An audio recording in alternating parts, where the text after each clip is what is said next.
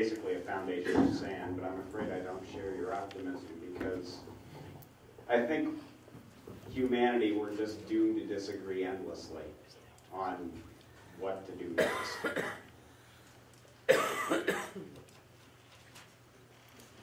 Okay. I mean, I'm just looking at current politics. Do you really think anybody's good? I mean, the future is about to get a lot more local. Yeah, I would encourage you to work with local people, with your community, to develop a durable set of living arrangements. It's time to walk away from the savior state long after the federal government, which we think is responsible for every aspect of our lives apparently, has abandoned us. So I'm not in favor of government. Government has not been in favor of you for a long time. Thank you. Point taken. Benito Mussolini, and he ought to know, defined fascism as a merging of the corporations and the state. We're there. We've been there for a while. We're an oligarchic fascist police surveillance state. Oh, and to quote Hermann Göring, of course the people don't want war. But after all, it is the leaders of the country who determine the policy. And it doesn't matter if it's a democracy, parliament, a fascist dictatorship, or a communist dictatorship. The people can always be brought to the bidding of the leaders. All that is necessary is to tell them that the country is under attack and to denounce the pacifists for a lack of patriotism and for exposing their country to greater danger. Good point. That's Göring, who worked for Hitler. You might remember him. It's time for us to abandon the government long after the government has abandoned us and start making our own sets of durable living arrangements at the very local level. That's what agrarian anarchy is all about. That's what transition towns are all about. So let's go there. Is it true that man has learned nothing from history? I can't remember. Because my teacher told me that after all history, man has learned nothing because all we do is, he told us that Einstein cried when he found out that and he made nuclear because he knew man would one day make weapons from it. Well, Einstein, the direct quote, what he said, is that if I had known what they were going to do with it, meaning turn his nuclear knowledge into nuclear bombs, if I had known what they were going to do with it, I would have become a shoemaker. Yes, he cried. And I cry every day. I cry every day for what we're doing to the living planet.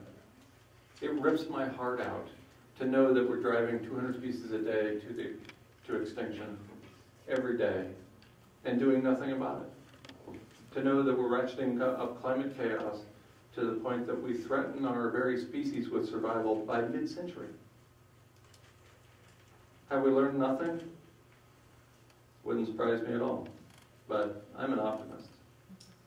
So I'd like to think we can move forward given the knowledge that we have, if not as a society, then as individuals in communities.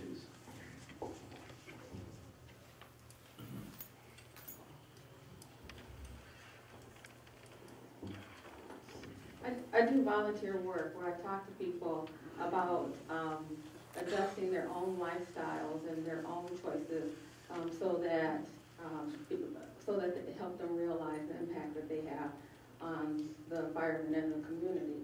And I was just wondering with your writing, because I wasn't familiar with it until just recently. My husband saw it and said, you know, we might want to go. And but I was wondering if, well, I have one question. I kind of missed the part where you talked about the positive feedback, and after you talked about it, I was like, that's not that positive. So I was just wondering where that, I mean, kind of understand what that meant. And then the last thing was, do you talk about in your series or in your book how people can have personal accountability and how, even though these things are true that you're talking about, how much change is going to require from individuals to make the adjustment? Yeah, those are good questions. To answer the first question, positive feedback is a term that refers to when an event starts or a process starts, then the events that follow tend to positively push that process along. So, yeah, it's horrific. It's negative from our perspective, but it's a positive feedback definitionally, that's all. People call me negative all the time. I don't do that either. And your second question, and it reminds me that if anybody wants a copy of the page proofs of my book, the electronic copy of the book, send me an email, and I will send that to you for no charge. And you can find my contact information at Nature Bats Labs, which is GuyMcPherson.com. So go to GuyMcPherson.com, you can contact me, I'll send you a copy of the book. Are there changes we can and should make? Yes, and we better hurry. These are not little changes, however. Recycling is an apology for a punch in the face. We punch the plant in the face and then we say, oh, here, I'll recycle this. What about reducing and reusing? Weren't there 3 R's back when we started this campaign? But 2 of those 3 R's don't help grow the economy, reducing and reusing. So we abandon that crap and go straight to recycling, which is irrelevant. Recycling is this much of the reduce, reuse, recycle problem. And so that's the one that corporations encourage us and our governments to pursue.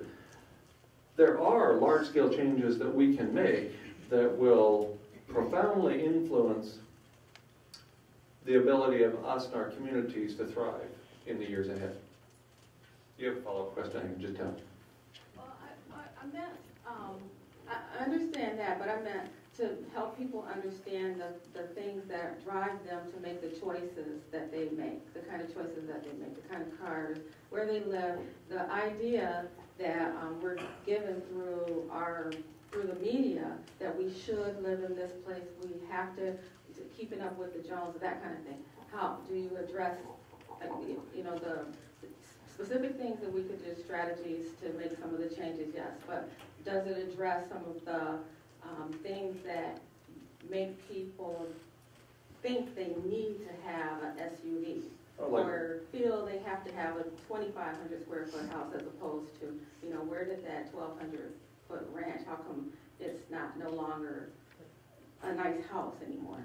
So kind of to address the idea that where are those ideas coming from that make people feel that they need to have these things that cause them to consume? Yes, and I addressed that in considerably more detail in an earlier book called Killing the Natives, Has the American Dream Become a Nightmare? Thank you for that. And if at any point somebody wants to join in a standing ovation, don't let me stop. The title of that book is Killing the Natives. Again, if you go to GuyMcPherson.com, you can see all my books and all my reading, and you can contact me and I'll send you more information than you really want.